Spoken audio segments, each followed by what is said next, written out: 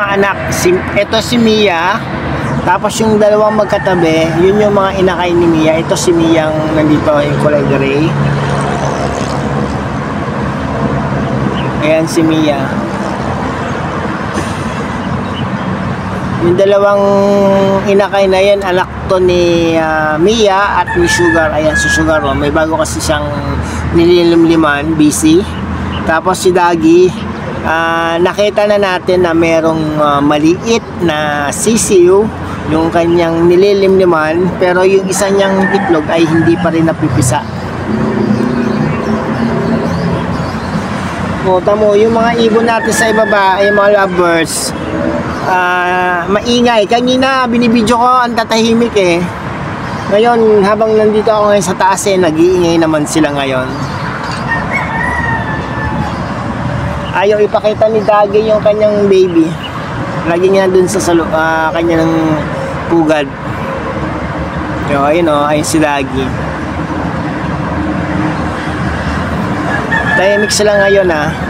Busog ba kayo? Busog? Ha? Hindi nyo inubos yung ano nyo, mamaya nyo kainin? Ha? Busog kayo? Pati yung mga baby hindi kumain ha. Ayun yung kanilang inuminan na nilalagyan natin ng oregano para lumakas ang kanilang immune system. Para makaiwas sila sa paramyxovirus. Dahil yung tatay nitong si Sugar ay nagkaroon ng paramyxovirus. Napagaling naman natin pero hindi na yan, ano siya, mahina, hindi nakakalipad. Tapos bigla na lang nawala. Siguro nalaglag kasi nasa rooftop tayo eh. Gabi na nalaglag, hindi na natin nakita kung saan siya napunta. Pero at least dumadami na naman yung ating mga kalapate.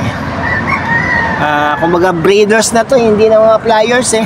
Maging breeders na itong mga kalapate natin. Pero okay lang. At least mapaparami natin sila. Sana marami mamanood sa atin at walang mag-skip ng ating ating mga ads para magkaroon naman tayo ng konting kita at maipagawa natin ng magandang kulungan dito. Para kung maparami man natin sila at yung mga audience, ang mga viewers natin nanonood, sakaling gusto nila o magustuhan nilang mangingin, mabibigyan natin. Pero sa ngayon po, hindi pa tayo makapagpamigay ng mga kalapati dahil kakaunti pala itong mga kalapati natin eh.